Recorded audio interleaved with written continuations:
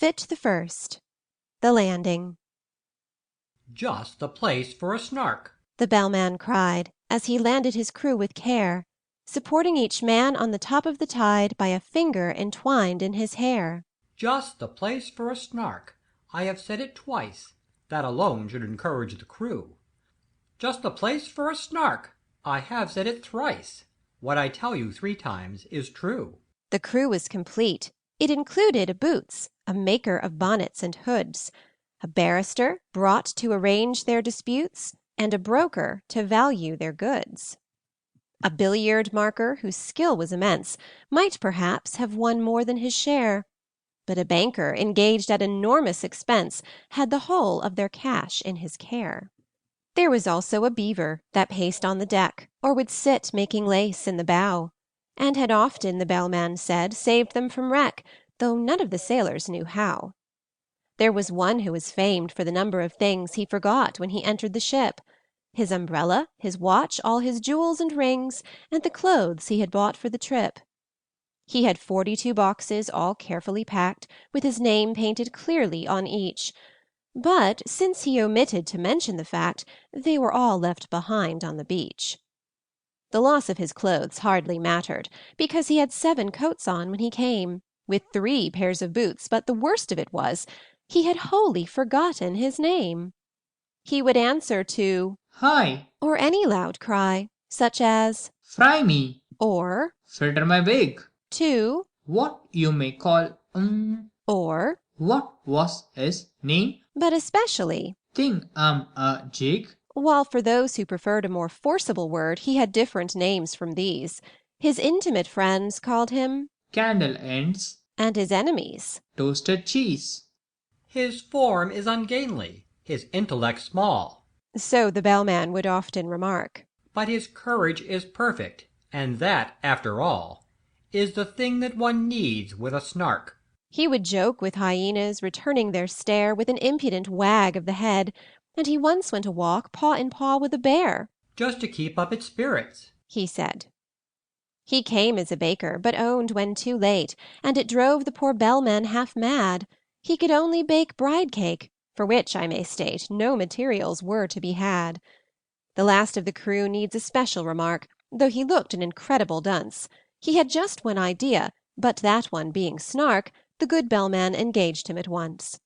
He came as a butcher, but gravely declared, when the ship had been sailing a week, he could only kill beavers. The bellman looked scared, and was almost too frightened to speak. But at length he explained in a tremulous tone there was only one beaver on board, and that was a tame one he had of his own, whose death would be deeply deplored. The beaver, who happened to hear the remark, protested with tears in its eyes that not even the rapture of hunting the Snark could atone for that dismal surprise. It strongly advised that the butcher should be conveyed in a separate ship, but the bellman declared he would never agree with the plans he had made for the trip. Navigation was always a difficult art, though with only one ship and one bell, and he feared he must really decline for his part, undertaking another as well. The beaver's best course was no doubt to procure a second-hand dagger-proof coat, so the baker advised it, and next to insure its life in some office of note. This the banker suggested and offered for hire on moderate terms or for sale, 2 excellent policies, one against fire and one against damage from hail. Yet still, ever after that sorrowful day, whenever the butcher was by, the beaver kept looking the opposite way, and appeared unaccountably shy. Fit the second. The bellman's speech. The bellman himself they all praised to the skies. Such a carriage, such ease, and such grace! Such solemnity, too! One could see he was wise, the moment one looked in his face. He had bought a large map representing the sea, without the least vestige of land, and the crew were much pleased when they found it to be a map they could all understand. "What's the good of Mercators, North Poles and Equators, Tropics, Zones, and Meridian Lines?" So the bellman would cry, and the crew would reply, "They are merely conventional signs. Other maps are such shapes, with their islands and capes, but we've got our brave captain to thank." So the crew would protest, "That he's bought us the best, A perfect and absolute blank. This was charming, no doubt, but they shortly found out that the captain they trusted so well had only one notion for crossing the ocean, and that was to tingle his bell. He was thoughtful and grave, but the orders he gave were enough to bewilder a crew, when he cried, "Steer to starboard, but keep her head larboard." what on earth was the helmsman to do? Then the bowsprit got mixed with the rudder sometimes, a thing, as the bellman remarked, that frequently happens in tropical climes, when a vessel is, so to speak, snarked. But the principal failing occurred in the sailing, and the bellman, perplexed and distressed, said he had hoped at least, when the wind blew due east, that the ship would not travel due west. But the danger was past. They had landed at last, with their boxes, portmanteaus, and bags. Yet at first sight the crew were not pleased with the view, which consisted of chasms and crags. The bellman perceived that their spirits were low, and repeated in musical tone some jokes he had kept for a season of woe, but the crew would do nothing but groan. He served out some grog with a liberal hand, and bade them sit down on the beach, and they could not but own that their captain looked grand as he stood and delivered his speech. "Friends, Romans, and countrymen, lend me your ears." They were all of them fond of quotations, so they drank to his health, and they gave him 3 cheers, while he served out additional rations. "We have sailed many months, we have sailed many weeks, 4 weeks to the month, you may mark, but never as yet ('tis your captain who speaks) have we caught the least glimpse of a Snark. We have sailed many weeks, we have sailed many days, 7 days to the week I allow, but a Snark, on the which we might lovingly gaze, we have never beheld until now. Come listen, my men, while I tell you again the 5 unmistakable marks, by which you may know, wheresoever you go, the warranted genuine Snarks. Let us take them in order. The first is the taste, which is meagre and hollow, but crisp, like a coat that is rather too tight in the waist, with a flavour of will-o'-the-wisp. Its habit of getting up late, you'll agree, that it carries too far, when I say that it frequently breakfasts at 5 o'clock tea, and dines on the following day. The third is its slowness in taking a jest. Should you happen to venture on one, it will sigh like a thing that is deeply distressed, and it always looks grave at a pun. The fourth is its fondness for bathing machines, which it constantly carries about, and believes that they add to the beauty of scenes, a sentiment open to doubt. The fifth is ambition. It next will be right to describe each particular batch, distinguishing those that have feathers and bite, and those that have whiskers and scratch. For although common Snarks do no matter of harm, yet I feel it my duty to say, some are Bojums. The bellman broke off in alarm, for the baker had fainted away. Fit the third, the baker's tale. They roused him with muffins, they roused him with ice, they roused him with mustard and cress, they roused him with jam and judicious advice, they set him conundrums to guess. When at length he sat up and was able to speak, his sad story he offered to tell, and the bellman cried, "Silence! Not even a shriek!" and excitedly tingled his bell. There was silence supreme, not a shriek, not a scream, scarcely even a howl or groan, as the man they called Ho told his story of woe in an antediluvian tone. My father and mother were honest, though poor. "Skip all that," cried the bellman in haste. "If it once becomes dark, there's no chance of a Snark. We have hardly a minute to waste." I skip 40 years, said the baker in tears, and proceed without further remark to the day when you took me aboard of your ship to help you in hunting the Snark. A dear uncle of mine, after whom I was named, remarked when I bade him farewell, "Oh, skip your dear uncle!" the bellman exclaimed as he angrily tingled his bell. he remarked to me then, Said that mildest of men, If your Snark be a Snark, that is right, fetch it home by all means, you may serve it with greens, and it's handy for striking a light. You may seek it with thimbles, and seek it with care, you may hunt it with forks and hope. You may threaten its life with a railway share, you may charm it with smiles and soap. That's exactly the method. The bellman bold in hasty parenthesis cried. That's exactly the way I have always been told that the capture of Snarks should be tried. But, oh beamish nephew, beware of the day if your Snark be a boojum, for then you will softly and suddenly vanish away, and never be met with again.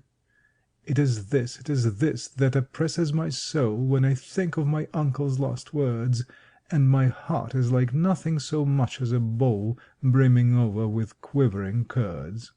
It is this. We have had that before, The bellman indignantly said, and the baker replied, Let me say it once more, it is this that I dread. I engage with a Snark every night after dark in a dreamy delirious fight. I serve it with greens in those shadowy scenes, and I use it for striking a light. But if ever I meet with a boojum, that day in a moment, of this I am sure, I shall softly and suddenly vanish away, and the notion I cannot endure. Fit the fourth, the hunting. The bellman looked uffish and wrinkled his brow. If only you'd spoken before. It's excessively awkward to mention it now, with the Snark, so to speak, at the door. We should all of us grieve, as you well may believe, if you never were met with again. But surely, my man, when the voyage began, you might have suggested it then? It's excessively awkward to mention it now, as I think I've already remarked. And the man they called High replied with a sigh, I informed you the day we embarked. You may charge me with murder or want of sense. We are all of us weak at times. But the slightest approach to a false pretense was never among my crimes. I said it in Hebrew, I said it in Dutch, I said it in German and Greek, but I wholly forgot, and it vexes me much that English is what you speak. 'Tis a pitiful tale. Said the bellman, whose face had grown longer at every word. But now that you've stated the whole of your case, more debate would be simply absurd. The rest of my speech, He explained to his men, you shall hear when I've leisure to speak it. But the Snark is at hand, let me tell you again. 'Tis your glorious duty to seek it. To seek it with thimbles, to seek it with care, to pursue it with forks and hope, to threaten its life with a railway share, and charm it with smiles and soap. For the Snark's a peculiar creature that won't be caught in a commonplace way. Do all that you know, and try all that you don't. Not a chance must be wasted to-day. For England expects, I forbear to proceed, 'tis a maxim tremendous but trite, and you'd best be unpacking the things that you need to rig yourself out for the fight. Then the banker endorsed a blank cheque, which he crossed, and changed his loose silver for notes. The banker with care combed his whiskers and hair, and shook the dust out of his coats. The boots and the broker were sharpening a spade, each working the grindstone in turn, but the beaver went on making lace, and displayed no interest in the concern. Though the barrister tried to appeal to its pride, and vainly proceeded to cite a number of cases in which making laces had been proved an infringement of right. The maker of bonnets ferociously planned a novel arrangement of bows, while the billiard marker with quivering hand was chalking the tip of his nose. But the butcher turned nervous, and dressed himself fine, with yellow kid gloves and a ruff, said he felt it exactly like going to dine, which the bellman declared was all stuff. Introduce me, now there's a good fellow, He said. if we happen to meet it together. And the bellman, sagaciously nodding his head, said, That must depend on the weather. The beaver went simply galumphing about, at seeing the butcher so shy, and even the baker, though stupid and stout, made an effort to wink with one eye. Be a man. Said the bellman in wrath, as he heard the butcher beginning to sob. Should we meet with a Jub-Jub, that desperate bird, we shall need all our strength for the job. Fit the fifth, The Beaver's Lesson. They sought it with thimbles, they sought it with care, they pursued it with forks and hope, they threatened its life with a railway share, they charmed it with smiles and soap. Then the butcher contrived an ingenious plan for making a separate sally, and had fixed on a spot unfrequented by man, a dismal and desolate valley. But the very same plan to the Beaver occurred, it had chosen the very same place, yet neither betrayed by a sign or a word the disgust that appeared in his face. Each thought he was thinking of nothing but Snark and the glorious work of the day, and each tried to pretend that he did not remark that the other was going that way. But the valley grew narrow and narrower still, and the evening got darker and colder, till, merely from nervousness, not from good will, they marched along shoulder to shoulder. Then a scream, shrill and high, rent the shuddering sky, and they knew that some danger was near.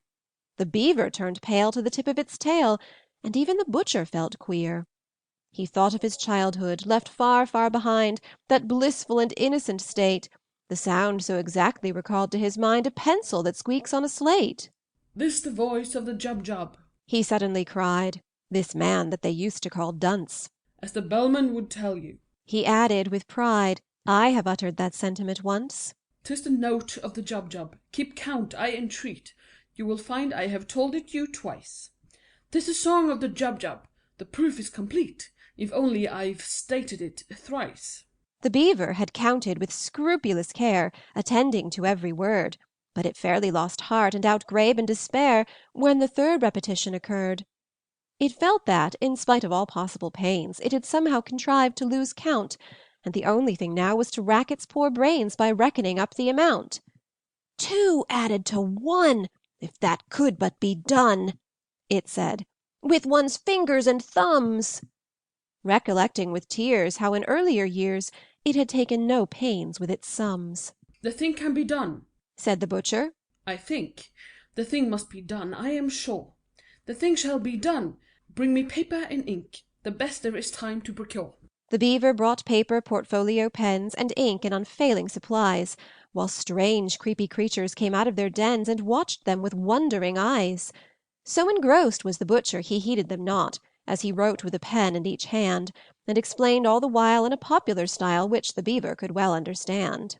"Taking 3 as the subject to reason about, a convenient number to state, we add 7 and 10 and then multiply out by 1,000 diminished by 8. The result we produce to divide, as you see, by 992, then subtract 17 and the answer must be exactly and perfectly true. The method employed I would gladly explain, while I have it so clear in my head. If I had but the time and you had but the brain, but much yet remains to be said.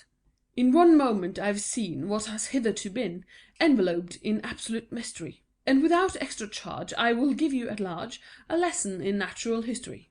In his genial way he proceeded to say, forgetting all laws of propriety, and that giving instruction without introduction would have caused quite a thrill in society.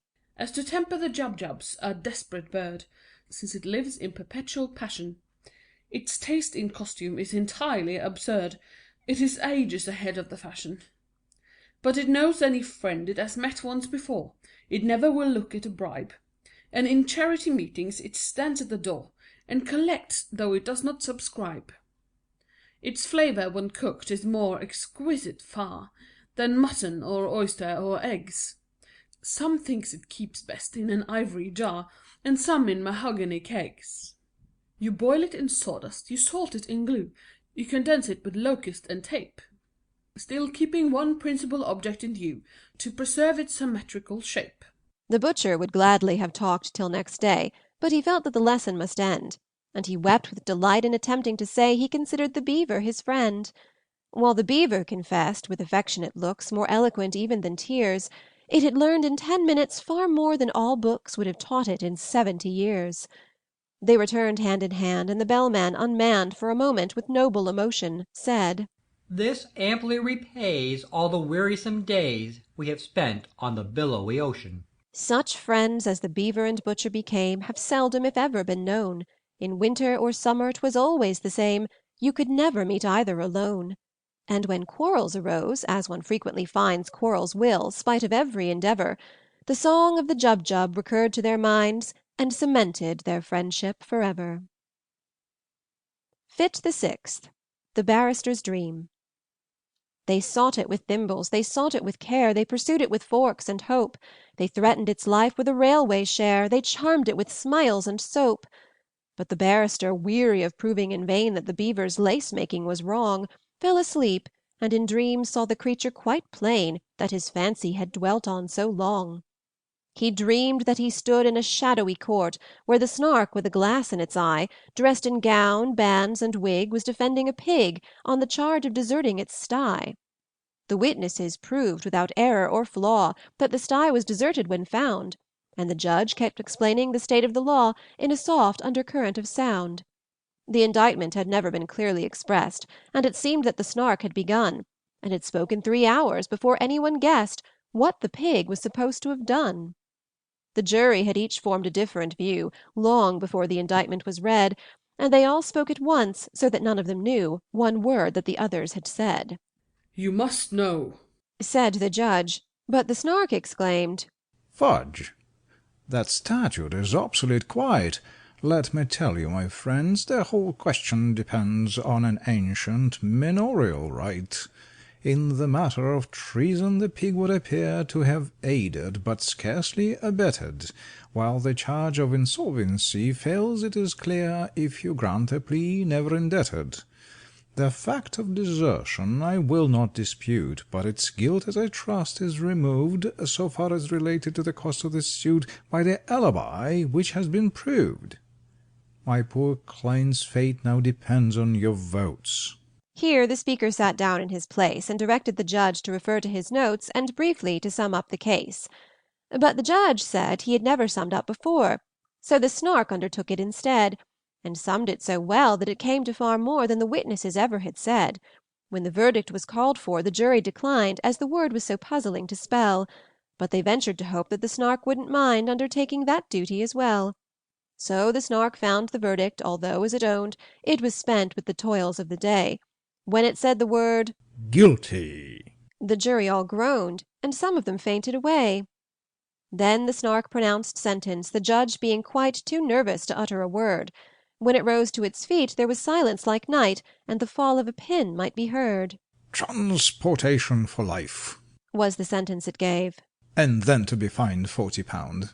The jury all cheered, though the judge said he feared that the phrase was not legally sound. But their wild exultation was suddenly checked when the jailer informed them, with tears, such a sentence would have not the slightest effect, as the pig had been dead for some years. The judge left the court, looking deeply disgusted, but the Snark, though a little aghast, as the lawyer to whom the defence was entrusted, went bellowing on to the last. Thus the barrister dreamed, while the bellowing seemed to grow every moment more clear, till he woke to the knell of a furious bell, which the bellman rang close at his ear. Fit the Seventh. The Banker's Fate. They sought it with thimbles, they sought it with care, they pursued it with forks and hope, they threatened its life with a railway share, they charmed it with smiles and soap. And the banker, inspired with a courage so new it was matter for general remark, rushed madly ahead and was lost to their view, in his zeal to discover the Snark. But while he was seeking with thimbles and care, a Bandersnatch swiftly drew nigh, and grabbed at the banker, who shrieked in despair, for he knew it was useless to fly. He offered large discount, he offered a cheque, drawn to bearer, for £7 10, but the Bandersnatch merely extended its neck and grabbed at the banker again. Without rest or pause, while those frumious jaws went savagely snapping around, he skipped and he hopped and he floundered and flopped, till fainting he fell to the ground. The Bandersnatch fled as the others appeared, led on by that fear-stricken yell, and the bellman remarked, "It is just as I feared," and solemnly tolled on his bell. He was black in the face, and they scarcely could trace the least likeness to what he had been, while so great was his fright that his waistcoat turned white, a wonderful thing to be seen.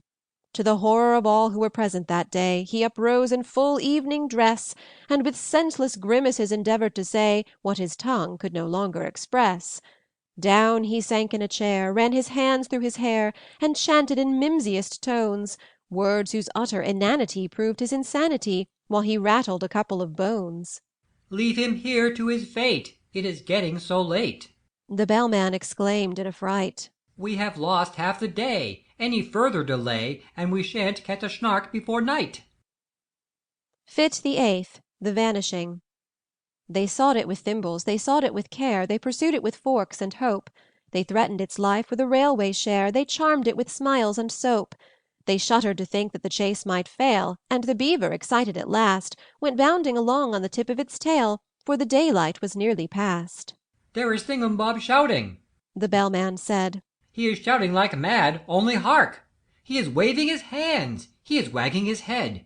He has certainly found a Snark. They gazed in delight, while the butcher exclaimed, He was always a desperate wag. They beheld him, their baker, their hero unnamed, on the top of a neighbouring crag. Erect and sublime for one moment of time, in the next that wild figure they saw, as if stung by a spasm, plunge into a chasm, while they waited and listened in awe. "It's a Snark!" was the sound that first came to their ears, and seemed almost too good to be true. Then followed a torrent of laughter and cheers, then the ominous words, "It's a Boo!" Then silence. Some fancied they heard in the air a weary and wandering sigh, then sounded like "Jum!" But the others declare 'twas only a breeze that went by. They hunted till darkness came on, but they found not a button or feather or mark, by which they could tell that they stood on the ground where the baker had met with the Snark. In the midst of the word he was trying to say, in the midst of his laughter and glee, he had softly and suddenly vanished away, for the Snark was a Boojum, you see.